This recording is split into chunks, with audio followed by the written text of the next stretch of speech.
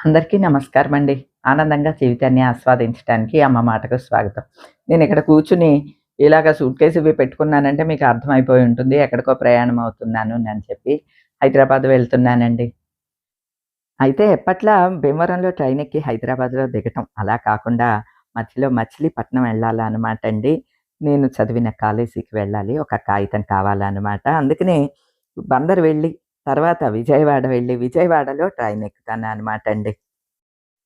40 ఏళ్ల క్రితం వెళ్ళిన కాలేజీకి మళ్ళీ ఇప్పుడు వెళ్ళాల్సి వస్తుందనమాట అండి. ఒక కాగితం కావాలి. అందుకోసం అనమాట అండి. వివరాలు నేను త్వరలో చెప్తానులెండి ఏంటి అన్నది.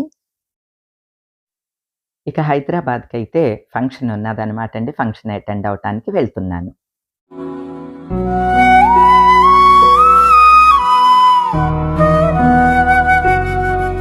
నా మేనకోడలు గృహప్రవేశం అనమాట అండి. మా అన్నయ్య కూతురు రజిత మీ అందరికీ పరిచయమే అండి. వీడియోలో కూడా చూసుంటారు కదా! వాళ్ళ గృహప్రవేశం. అంటే గృహప్రవేశం అయిపోయిందండి. పాలు పొంగించటం, తర్వాత హోమం ఇవన్నీ కూడా పూజ అన్నీ అయిపోయినియి. ఫంక్షన్ మాత్రం ఖాళీగా పెట్టుకుంటోంది. అంటే హైదరాబాద్‌లో వీక్ డేస్‌లో వీలవ్వదు కదా! పైగా నా మేనకోడలు, తన హస్బెండ్ ఇద్దరు కూడా వర్కింగ్.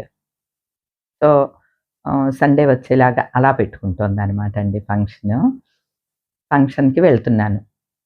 ఇక్కడేమో పనులు నడుస్తూ ఉన్నాయండి. పర్ణశాలకి పనులు బాగా ముమ్మరం అయినియి. మా వారు కంపల్సరీ ఉండాలి. అలానే మా మరిదికి కూడా రావటానికి వీలవ్వట్లేదు. నేనొక్కదాన్నే వెళ్తూ ఉన్నాననమాట అండి. నా మేనకోడలు ఇంతకుముందు వాళ్ళ ఇల్లు కూడా చూపించానండి. అమీర్‌పేటలో ఉండేవారనమాట.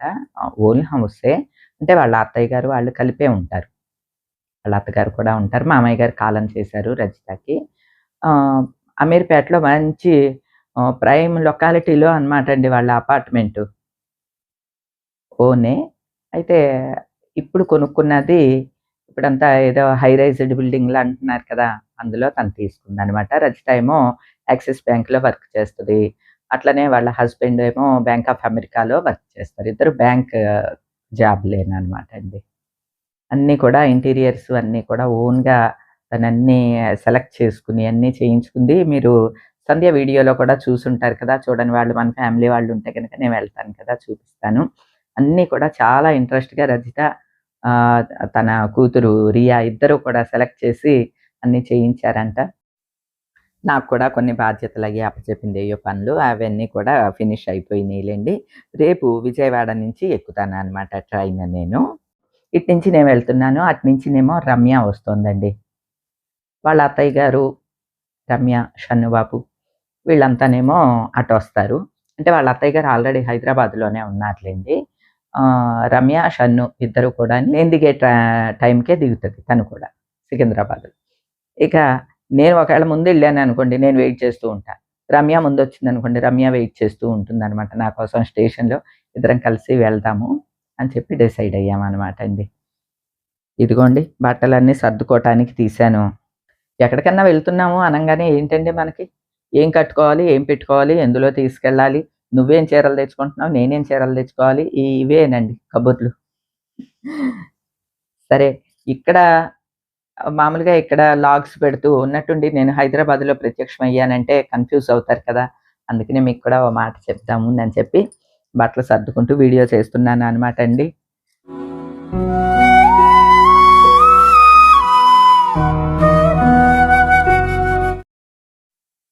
ఎక్కడికన్నా ప్రయాణం అంటే మన ఆడవాళ్ళకి ఉన్నన్ని పనులు ఎవరికీ ఉండవండి.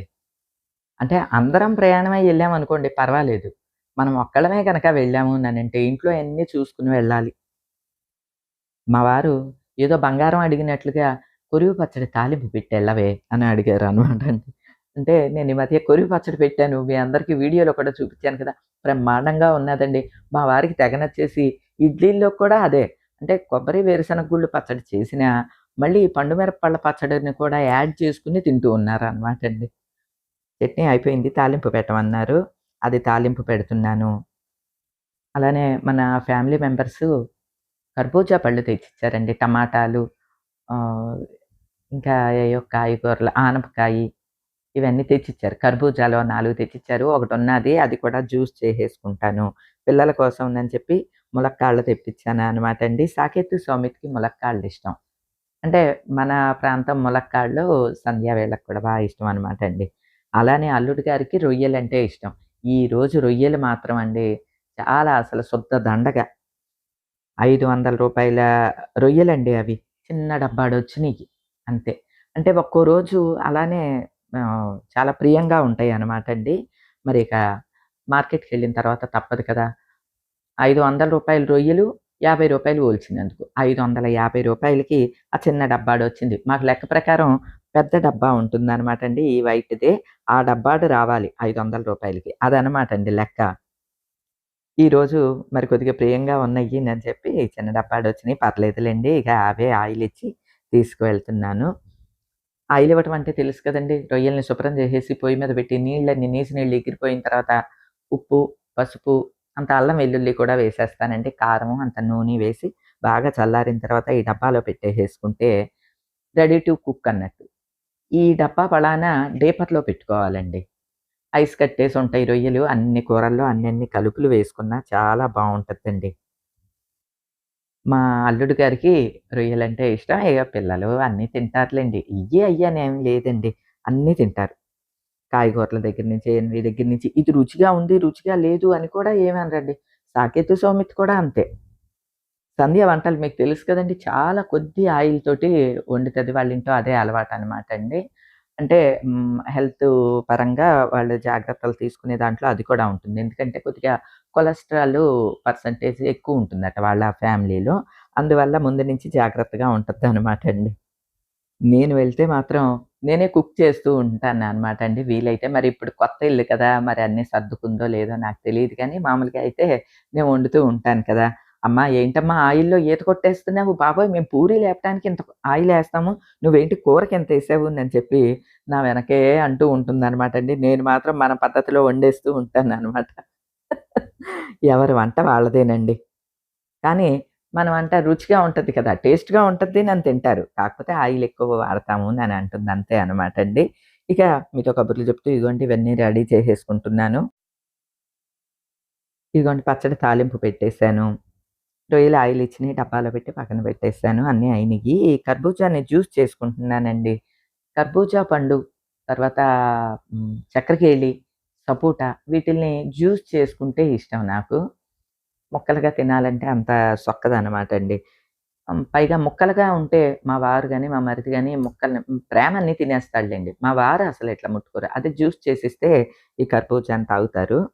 ఆ మధ్యలో గింజలవి తీసేసి, ఇది బాగా మిగలముగ్గిపోయింది కదండీ! జస్ట్ స్పూన్ తోటి ఇలా అంటే చాలు పల్పంతా వచ్చేసేస్తోంది. ఈ పల్పుని తీసి మిక్సీలో వేసేసి, అన్ని పాలు, అంత హార్లిక్స్ వేస్తామండి. హార్లిక్స్ ఏమో మేము వీటి కోసమనే ప్యాకెట్లు తెచ్చుకుంటాం. రూ. 5 ప్యాకెట్లు. ఎందుకంటే జ్యూసుల్లో వాడటానికే. విడిగా హార్లిక్స్ అటువంటివి ఏమి తాగమనమాట అండి. మాములు ఆహ్, డ్రై ఫ్రూట్స్ ఉంటాయి కదా! ఆ పౌడరే వేసుకుంటాం పాలల్లో వేసుకోవాలన్నా. ఇలాగ జ్యూసుల్లో వేసుకోవటానికి హార్లిక్స్ చాలా బావుంటదండి. ఒక హార్లిక్స్ ప్యాకెట్ వేస్తాను. పాలు, ఈ ఫ్రూటు, నేనైతే కొద్దిగా షుగర్ కూడా యాడ్ చేసుకుంటాను.